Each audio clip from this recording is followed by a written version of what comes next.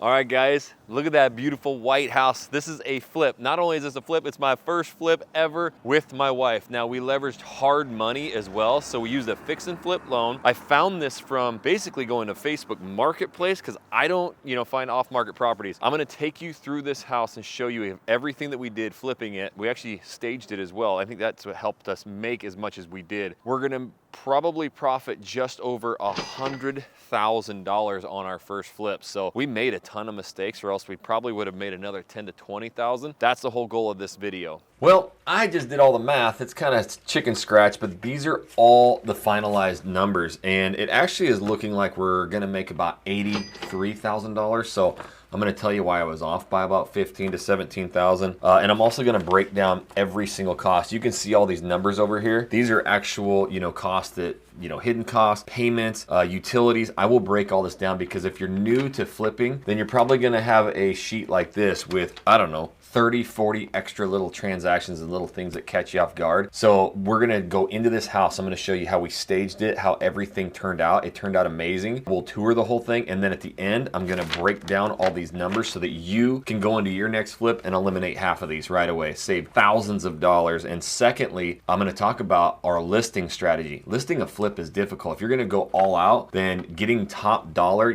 setting records in the neighborhood, you might have to stage, but you also got to list it above what the comps say. So I'll break down that strategy, and I'm going to talk about some of the biggest mistakes we made on this flip. So let's go through, let's tour the whole thing, and then we'll come back to me. I'll break down these costs, give you every single penny, and then we'll talk about those mistakes. So let's get back after it. I want to take you through my very first flip, and then I'm also going to teach you exactly how I found it, how I leveraged hard money, how I calculated all the payments, how we went through the budget breakdown, how you do draw processes for fix and flip loans, everything. So I am a new investor, just starting my real estate investment business with my wife, and we wanted to start with a flip first to build up the cash to buy houses. So this is our first flip. And actually, the first thing you'll notice, I'm going to tour the inside. I'm actually going to save the kitchen and the living room for last. We staged it, and man, in a market where it's tough, I talked to some real estate agents. They said that they get a showing, one showing every 3 to 4 days, and days on market, upwards of a month, 30 days. We got our offer in 2 days. Cash, all cash. So I'm going to take you through. The first thing we did to stand out, we painted this white. So now you're probably seeing some video of me walking up before. There was a big bush, ugly tree right here, and we cut that out so that we could see the whole house, and we painted this. This was about $4,300 to paint the entire house white. Now, when we were talking with my real estate agent, he said, a lot of these out-of-state clients and a lot of these clients, if you paint the house white, they just fall in love with it. So it's a good way to get more attention, more eyeballs, possibly more offers. So what I'll do is I'll turn you around, and you'll notice that we actually painted the gate white, the gate black and the doors black.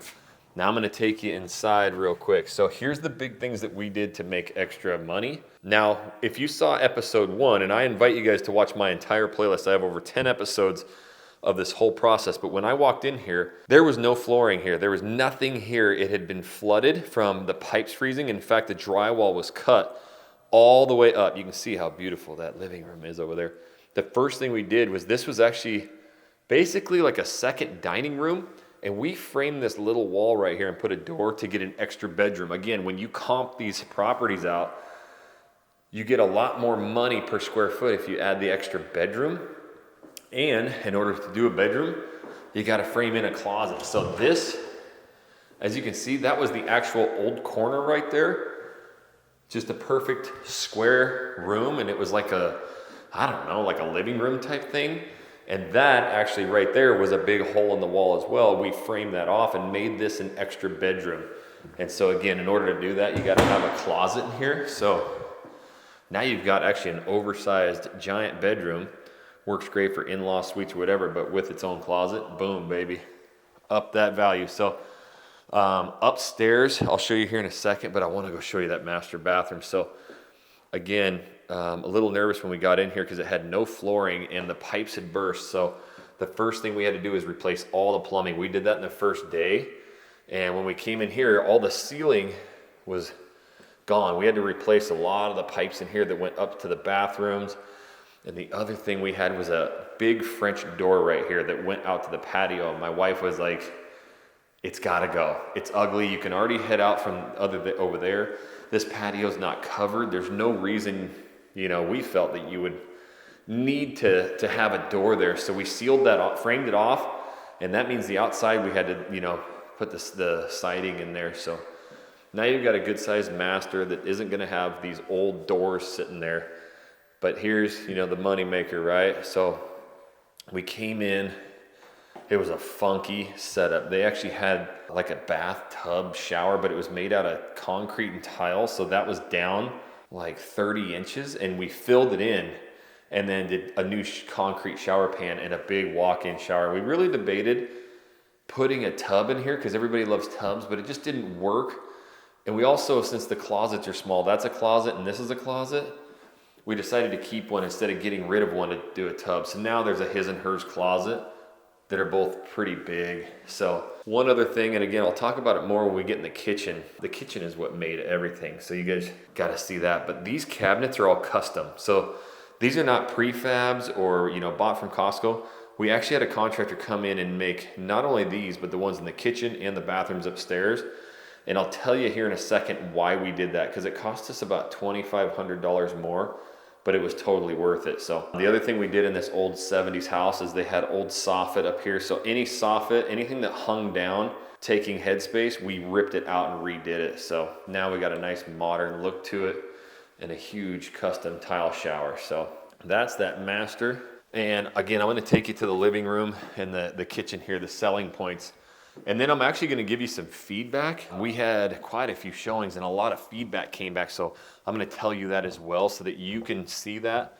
If you're doing a flip, you can address these things as well. But really, when we came up here, they had kind of an uglier banister. We ripped it out and did just black metal banister and painted this black as well to match what I'll show you. Back here was just a bedroom, but what we had to do, this was kind of a crazy situation. That used to be a door right there that went to another bedroom. They ripped out that bedroom, so that kind of screwed us because it turned it into like basically a 3-bedroom house. So we had to go double vanity here, even though there's only one bedroom tied into here. But somebody could use the bedroom over there or whatever, so we decided to do a tile walk-in shower, which really turned out great. And one thing you'll notice, my wife figured out, you know, we got this on every shower, no matter where we're at, that matches the countertops. And again, custom cabinets that fit wall to wall, turned out amazing. So we were able to do that. It was kind of crazy. We came here right before we were listing it and gonna take pictures. The mirror was right here, but all the sconces, the lights were over. They were off-centered. We were like, what in the hell? So we found it, got the contractor to come back over and move them over and get them centered because that would have looked pretty awful. All right, so that door that was in that other bathroom went into here. So now we have this massive room, and I found out it's a family with 2 kids that's moving in. So there's gonna be plenty of bedrooms for them. There's 2 bedrooms upstairs and a master, so they'll have their own rooms. And that's what we made this was, okay, we called it a 5th bedroom because we added the one downstairs. But somewhere, I don't know, this is a giant library when we came in. So when we walked in, this was all books and a giant library. So we ripped all the shelving out and we basically called this a big media room. I mean, they had wood paneling everywhere. Old, you know, the original just wood floor, and we carpeted this whole thing. And we called it a media room / a bedroom because there is a closet right there. That gave us the 5th bedroom, but I also felt like, all right, they're probably gonna just turn this into a media room like we would. So now they got this big space up here. They can turn it into a really fun kids room, playroom, movie room, you know, whatever. And it worked out perfect for them, but it could have been a bedroom. So that's the way that we were gonna be able to get a 5th bedroom and really max out our comps. We felt like it was super important to get 5 bedrooms here. Whether they needed all 5 or not, we could list it as that and boost the comps up. So you wanna make sure you can add bedrooms when you can that makes sense, right? So then again, we did a really cool bathroom, custom cabinets, countertops, and then this one we decided to do the tub, and that's a new tub. We were gonna try and resurface the old ones, but they were trashed, right? But we did really cool tile, and the reason we did a tub up here, we couldn't get one in the master, so we decided to have at least 1 bathtub in the house, and we did it up here. The other one's a walk-in shower, but that's the main reason. So there's a tub, and then we got just a normal bedroom here. So now I'll take you down and go check out that living room and the kitchen, and then we're gonna discuss some pros and cons and some tips and tricks and everything else you need to know. And since I'm doing that, why don't we check this out? How cool is this?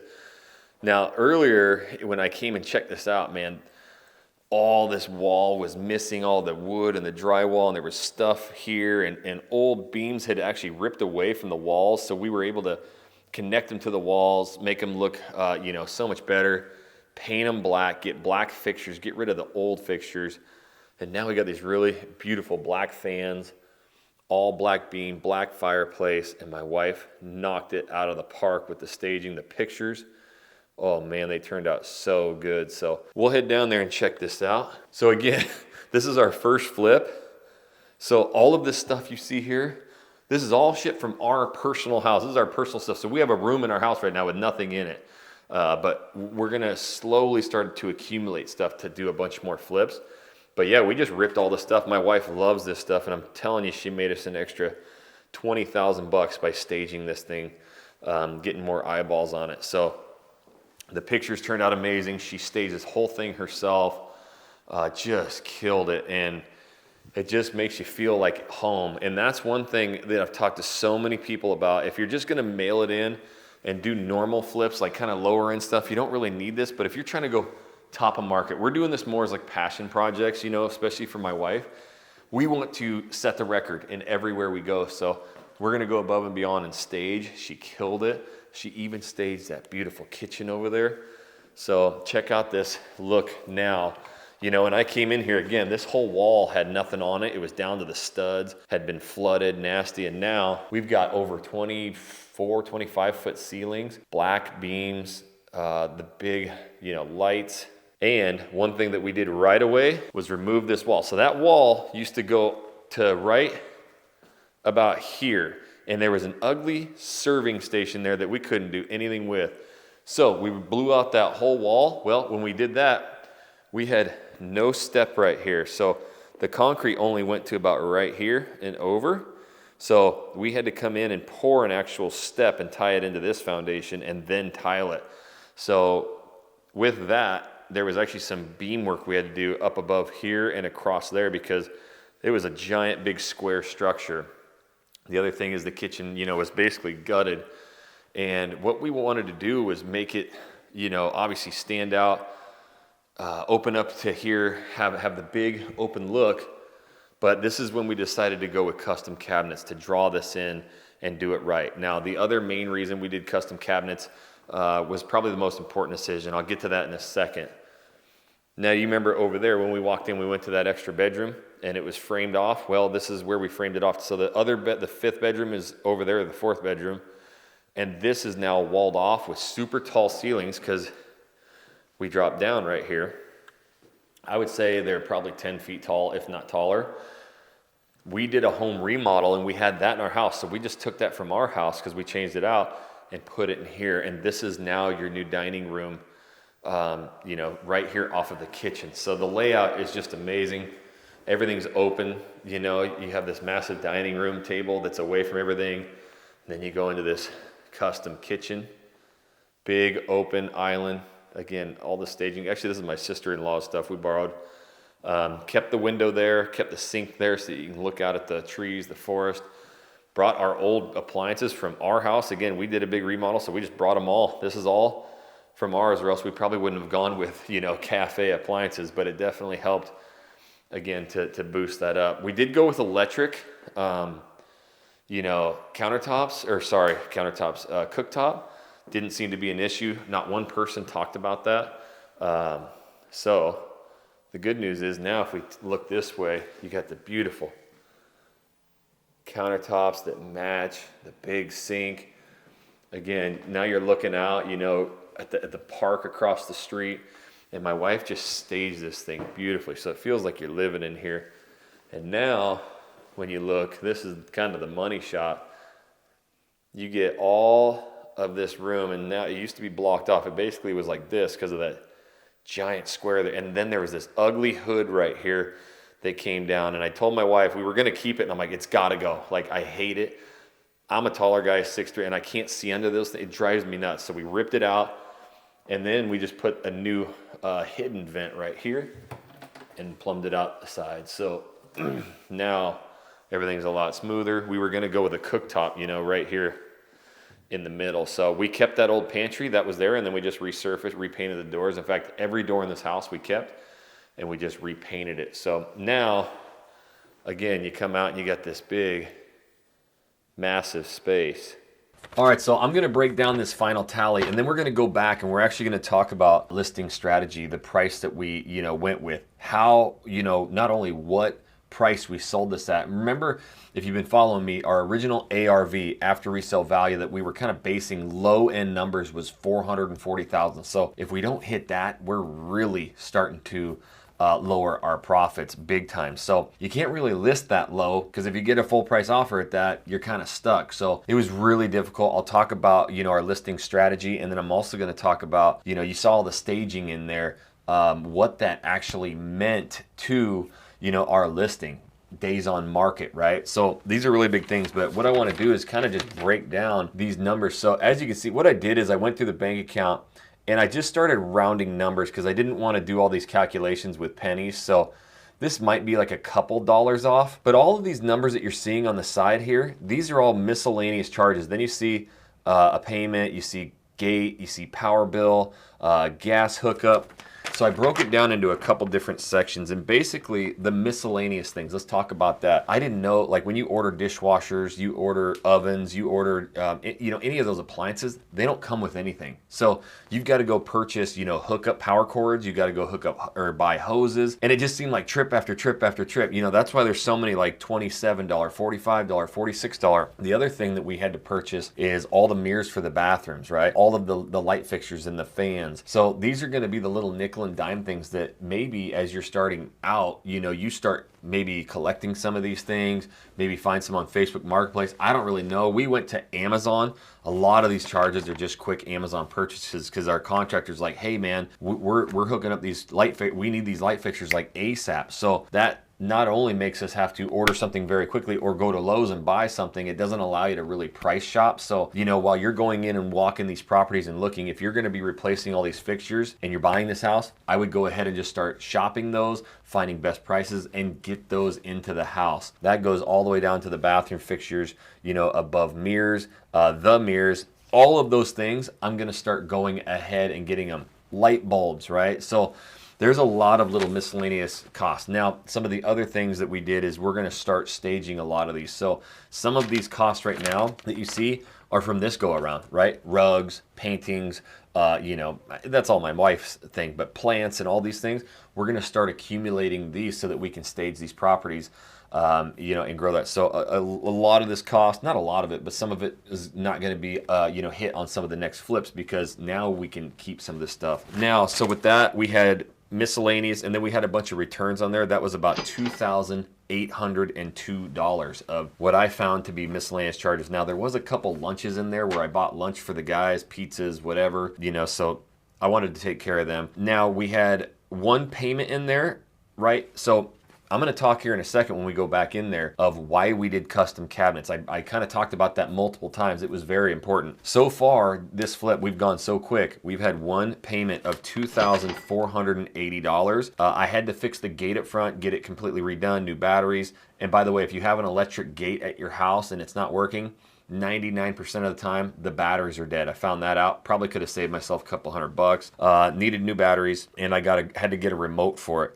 That was about $250. We had a $135 power bill already and a $105 gas hookup. So I haven't been hit with the second part of those bills. Obviously, it's going to be prorated when we close, but that's going to go up by a couple $100. So with the payment, the gate, the gas hookup, the power bill, that was about $2,970. So it was about $5,772 I calculated of just kind of like, the payments and all that stuff. So again, we only had one payment. Now we're closing in 2 weeks, which will be the 29th of February. And that means that I don't have another payment due for my interest only payments, but it will be prorated up to that point. So I basically will have one more payment. But again, a huge reason of getting these flips done as soon as possible is if this thing stretches out 3 or 4 months, that's an extra $10,000 of interest only, well, even more, because it starts going up the more that you draw out. So it could be $12,000, $13,000 on your bottom line of the profit. So I'm going to tell you my actual profit here in a second. So now 2 other costs that were really big, but also I think allowed us to make extra money. One was $2,500 to go with custom cabinets over, using prefab cabinets. And again, I'm going to talk about that here in a second. Secondly, we painted the front of the house. As you noticed, that was a $4,300 charge. So, with that, you've got an extra $6,800 of, out-of-pocket expense, right? So I went through this, so I'm not going to talk about it in detail, but the budget that the hard money lender gave us was a lot more than what our budget was. I had to end up putting $17,000 of my own money down. So that's $17,000 that I basically put into a savings account, not touching it, getting it back, right? But that also allowed for a bigger budget. So we drew those out when we painted the house and when we did the custom cabinets to pay our contractor that, so we didn't have to actually come out of pocket, if that all makes sense. Again, I've been documenting this episode by episode, so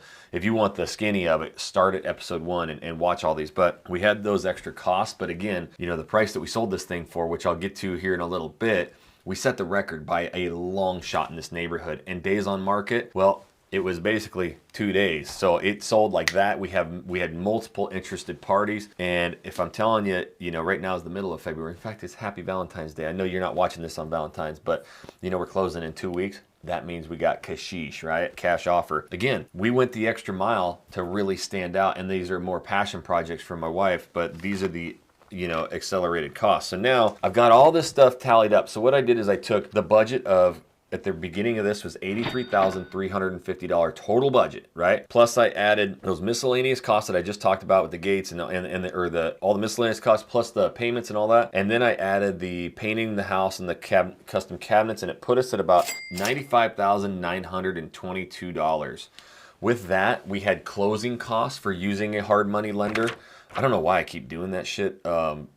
Little bunny foo-foo, but we used a hard money lender, and it was a $10,375 that was my closing cost. So I don't see that anymore. Again, we can talk about this. You're like, damn, that's a huge upfront cost. Well, I paid basically $10,000 to get $330,000 to cash to buy that house and to pay my contractor the whole time. So basically I paid 10 grand to get 330,000. If you've got 330,000 plus all the miscellaneous stuff, it ends up being quite a bit more in your bank account. Great. Go ahead, do a flip, use all cash. You're going to save probably that $10,000, but that doesn't allow you to do more. And what I'm learning now is I'm going to have some follow-up episodes. I am every day looking at deals. I want to do 5 of these a month, where it's going to only cost me $10,000 down, plus some monthly payments to be able to do these, instead of using $350,000 cash, to do one at a time, right? And that straps you for 3 to 4 months.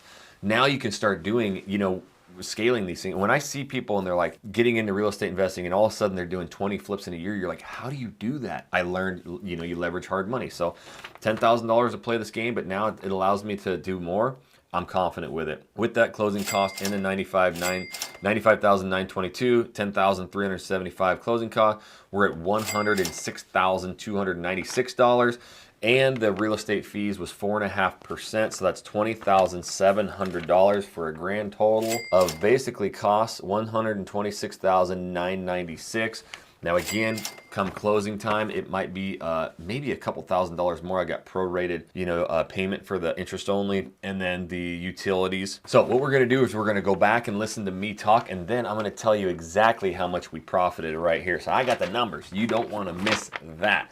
So let's go in and hear why we staged, why we paid extra. You're not gonna want to miss this stuff coming up, and then we'll go over the final number here in just a second. So we'll see you back in the kitchen. So again, we decided to go with these custom cabinets. And what happened was, some of you have been following me and seen all the episodes, but if not, I definitely want you to go back and watch from episode 1 all the way through, because we go through every step of the process, very detailed. So if you're starting your fix and flip business, there's not a channel really where you're gonna get like a beginner experience going through this, asking the rookie questions, getting hit with all the rookie mistakes.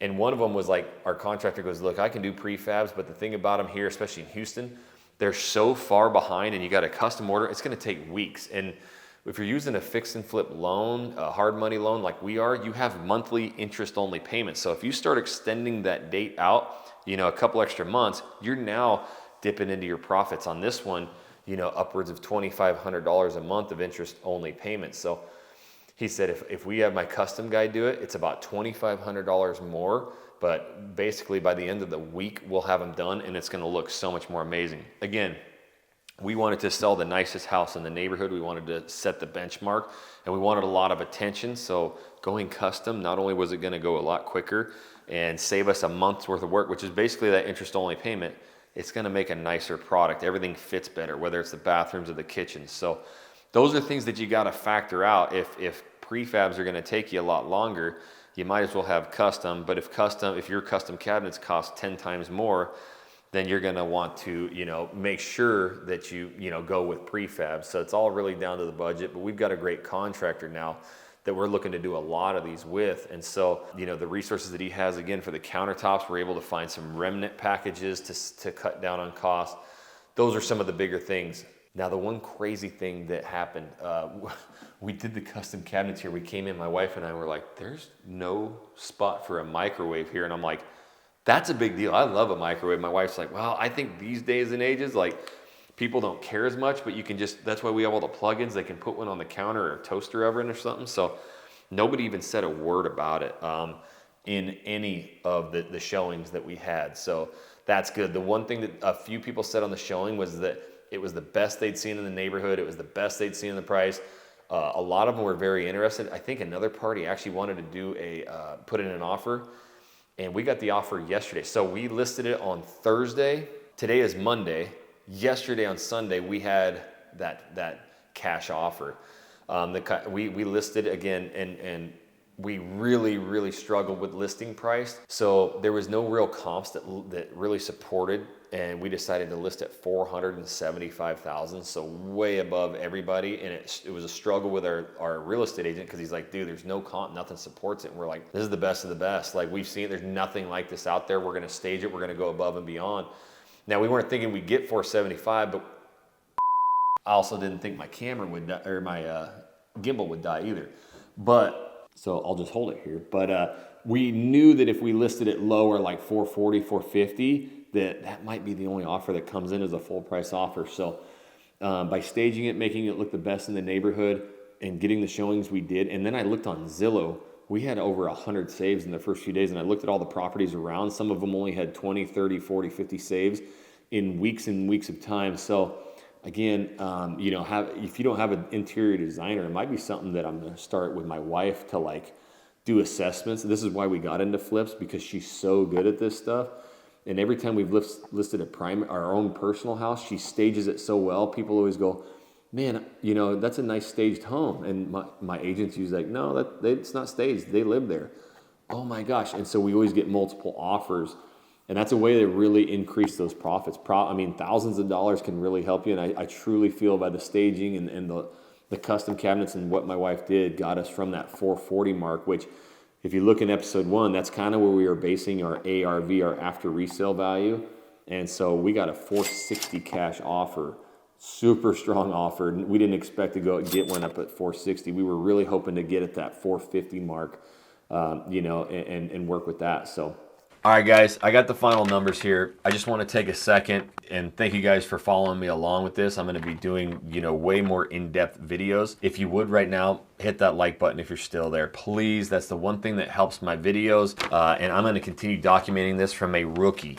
Every mistake, everything, I am laying it all on the line for you guys. So please help me out by liking this video. Next up, we've got a full price here. As you saw, $460,000. Purchased it for $250,000. We had about $126,000 in costs, $127,000. We might have a little bit more when closing hits, but right now we're looking at a profit of about 83 grand on this bad boy. So not the best, definitely not the worst. I have been talking to, a lot of investors lately. In fact, comment down below. What do you think about that? All the work, how big that house was, all the mistakes we made. How could I have saved money? I already know now how we could have probably saved a couple $1,000, but at the end of the day, I sat on the sideline for 2 years wanting to do this shit, and I just never did. And I was too scared I was going to make these mistakes. And had you have told me, a year ago, hey Jackson, you're gonna go do a flip and you're gonna make over 80 grand on it, I'd have been like, tell me where to sign. But when you're in it, and in this day and age, everybody makes $1 million on their flips, it doesn't look as good to me. I'm like, this is one of the biggest wins of my life. First of all, I actually did some shit. I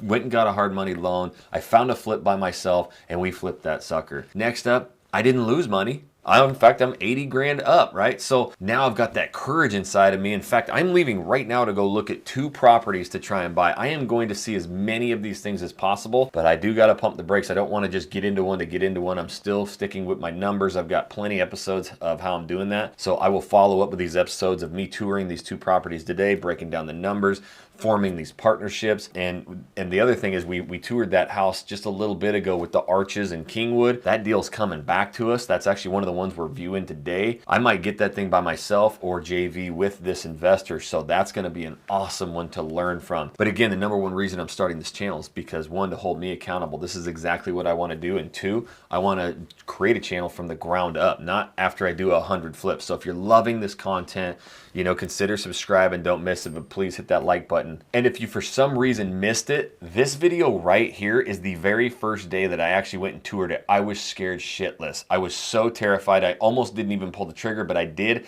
and I break down everything. If you're gonna do your first flip, you don't want to miss this episode right here.